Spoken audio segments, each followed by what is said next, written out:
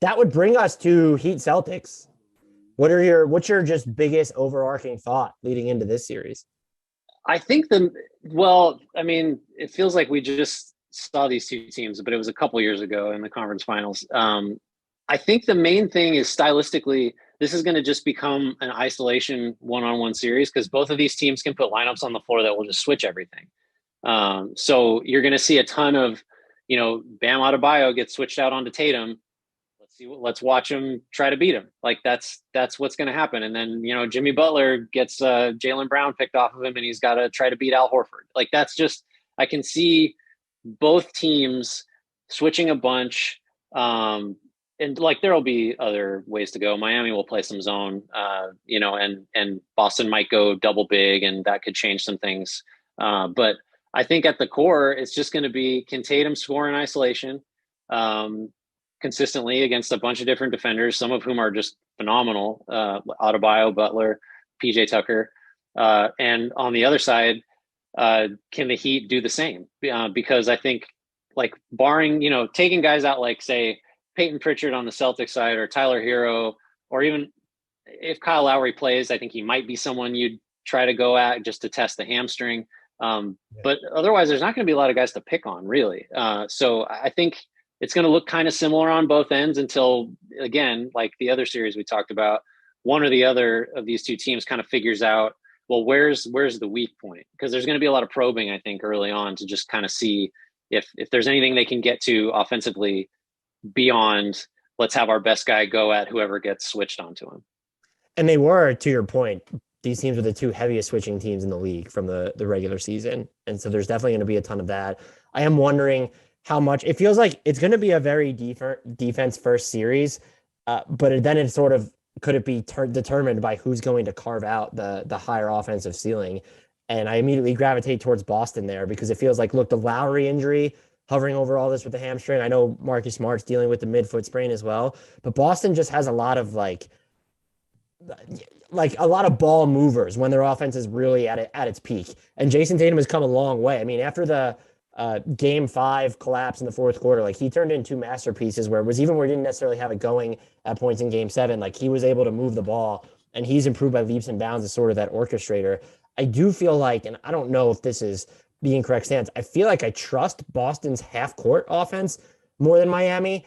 If Miami's going to be able to get out, though, like enforce turnovers and run and go after Boston before they set, I feel like they might have the more dangerous shooting peak. Whereas I think you could look at Boston and say, well, look at Grant Williams and Horford and what they've done, and Jayson Tatum, they have the better shooters. And Miami isn't playing Duncan Robinson right now. But like part of the charm of like Max Strus can hit some of those difficult threes and has a little bit more of the floor game than Duncan Robinson, isn't going to get maybe picked on as much defensively. I think we also saw Jimmy Butler kind of, in the series against the Sixers, like, no, Butler isn't a great jump shooter now. But like, if you're going to leave him open and he can just dribble into like a midi, like he's improved his percentage on jumpers in the past whatever postseasons, and this season is no different. And so I think I still lean though, if your defense is set, I don't think Miami's offense is going to like just have the necessary counters there, I guess, or won't have enough of them, especially if Lowry is injured. I feel like his absence, I know he hasn't necessarily had his best year. I feel like his absence might actually hurt the Heat more than Smart's, or even, I think they expect Robert Williams III to be ready, but I think Lowry's absence hurts Miami more than either of those two for Boston. And so it feels like the Heat are really going to have to get to a point where they're forcing a lot of turnovers, or slowing down Boston's offense to the point that there are going to be more missed shots, and then you're able to get out and run, in which case Lowry's even more important to that as the guy who sort of gets those going.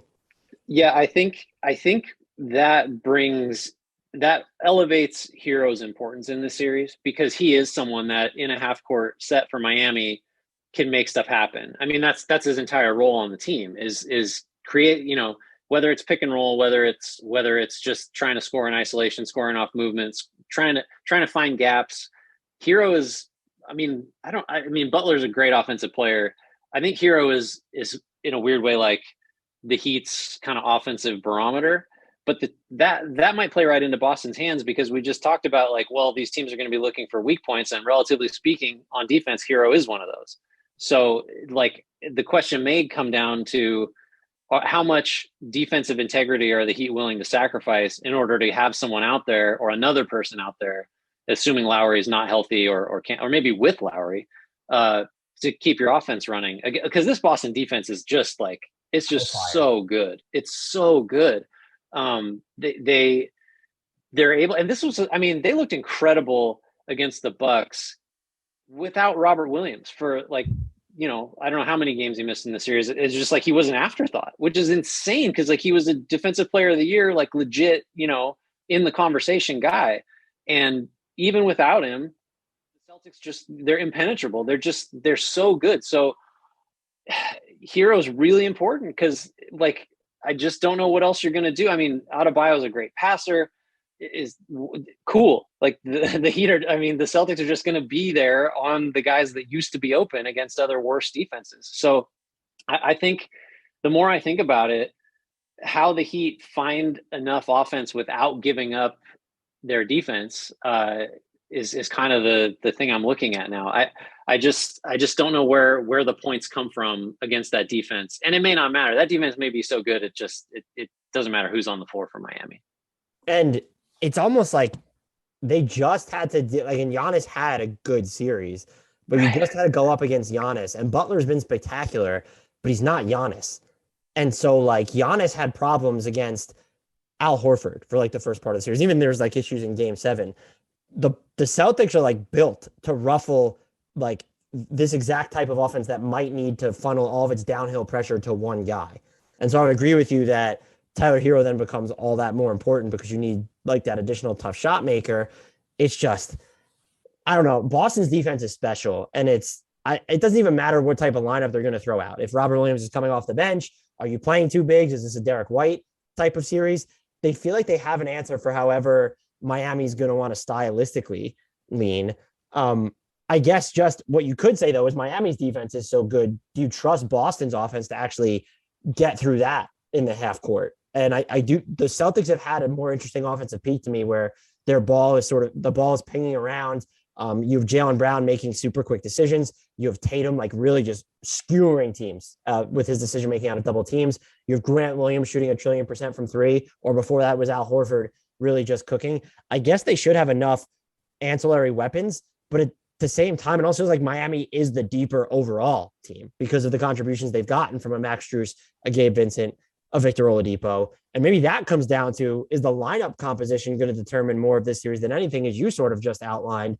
Because what are the Heat like? If Lowry's like can play, is he even helping you on defense at this point more than a Victor Oladipo would? That's a serious question at this. Yeah, stage.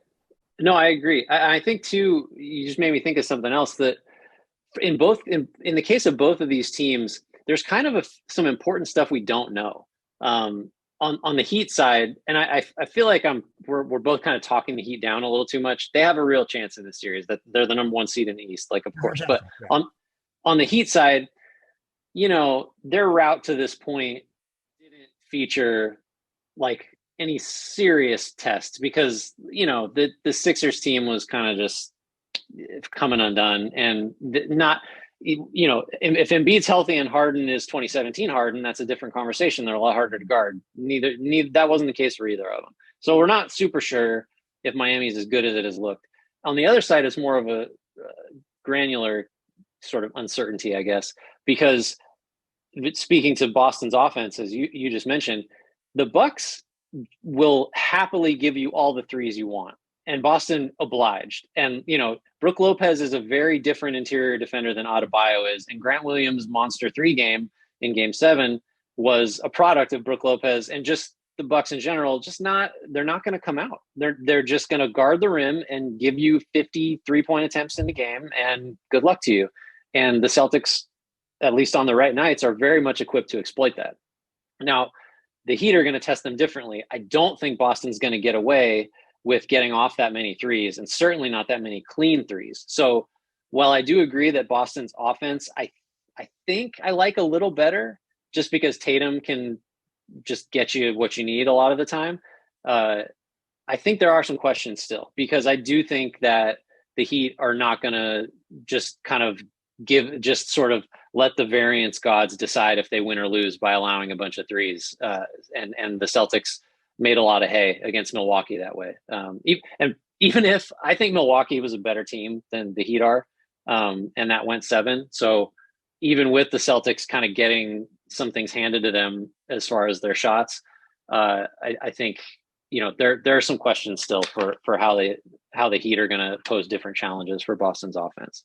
I've also wondered though if they might, in not the same level of volume, but they still like do sort of invite threes with the amount of time we've seen them go into zone or just the looks that they're giving up. Opponents are shooting 32.7% on wide open threes against them in the playoffs. I know some people firmly believe that the Heat sort of pick and choose who are taking those shots. They've done a good job of guarding into the shot clock at points too. And I feel like if you go after Tatum at the beginning, that might be a way to put Boston into sort of its late shot clock offense. And that could be a problem if they're able to get the ball out of his hands. I think even Brian Scalabrine mentioned on the low post that, they might just force him like left or force the ball out of his hands entirely. And so that might be an antidote to really slowing Boston's offense. This is just a tough series for me to fathom. It does feel like it's going to be a glorious rock fight and that every game might flirt with the under. Who do you have as your X factor for, let's start with Boston. That's a great, let's see. I don't want to pick an obvious one. I think I'm going to, okay. I think I'm going to go Grant Williams, and not just because he's another Grant, because he was clearly the X factor against Milwaukee. Like he decided the series more or less. I think, but just sort of zooming out, I think if he's able to kind of be the 4.5, assuming Horford's in there too, and you can get away with that, and you can space, and so the Celtics can space 5 out. I think that's going to be huge for allowing them to score enough in what I agree will be a rock fight. But if it's got to be Robert Williams and it's got to be Horford at the same time, things get a little cramped and maybe a little tougher. So I think if Williams can stay on the floor, the sort of schematic stuff shake out in such a way that he's a benefit on both ends, and he can make, a few threes a game and switch across, it's heavy switch series, switch across a bunch of positions, I think he could make a big difference. I think I'm with you too. And also if you're able to go with maintain your 5-out integrity on offense, and then also have a lineup out there that is going to be more of a deterrent for like Jimmy Butler's physicality when he's going downhill. We know that would be the bigger question mark. Is Horford Williams better suited to go after that? Or can you get away with the Grant Williams Al Horford stuff there? I think as we saw against Milwaukee, a lot of those minutes with Williams and Horford were fine. But yeah, I actually was going to pick Grant Williams for the Celtics as well. Who do you have as your Heat X factor? I think it's Hero. It's kind of cliche to just pick, the high scoring 6-man, because usually it's, well, if he gets hot, great. If he can make a difference. But like I already talked about, I think he kind of can determine, what Miami looks like on both ends to a greater extent than any non-star or non-superstar player in this game. Because if he scores and he doesn't get eaten up on defense, then maybe the Heat's offense is fine. And that really tilts things towards Miami. But if he gets picked on, if he can't hold up, or if he just has a couple cold games, I don't think that he can score enough. We have the same X factor here too. This is terrible podcasting, but like I'm really thinking, is Tyler Hero going to see a bunch of double teams in this series? Because that's how important he's going to be to Miami's offense, especially if Jimmy Butler isn't playing. Like there are going to be minutes Jimmy Butler isn't on the court. So that's what I've honestly thought about it. I think you could make a case. This is probably too star-esque, but like Bam Adebayo ends up being huge in this series, especially if you're dealing with a hobbled Kyle Lowry or no Kyle Lowry at all. Yeah, he's the linchpin to the defense. Like if he, I mean, and you could argue he's as equipped to hang with Jayson Tatum in a one-on-one situation as like almost anyone in the league, because he can show length. He's not going to get blown by, and if he does, he can contest, rear view contest, chase down. I think there will be a ton of time where Adebayo is guarding Tatum in this series, and how that matchup plays out is going to be huge. What's your pick for this series? I got to go Boston in 6. I can't pick Boston winning Game 7 on the road. So sort of by definition, I have to do it that way. Honestly, I think it's more likely to be fewer than 6 games and Boston wins than this going 7. I have Boston in 6 as well. I can't get over my concerns for Miami's half-court offense enough. I think the defenses, you can make a case. They feel like there are more weak points in what Miami's fielding, but they might be just on par with one another. I would say Boston's is better, but like they can match up pretty well. I think Boston's offense is just going to wind up having more layers to it, and that's going to make the difference. And if it's 7, it is going to be in Miami though, and that's where that would get super interesting. Yeah, right. Grant, this was great going deep on these series. You're able to tell our listeners where they can find you and all the great work that you do. You can find me at GT_Hughes on Twitter, and just check me out on Bleacher Report. Putting up plenty of stuff every week, all the time. You're going to be recording with us again very soon. So thank you as always for the time, and I'll talk to you in a sec.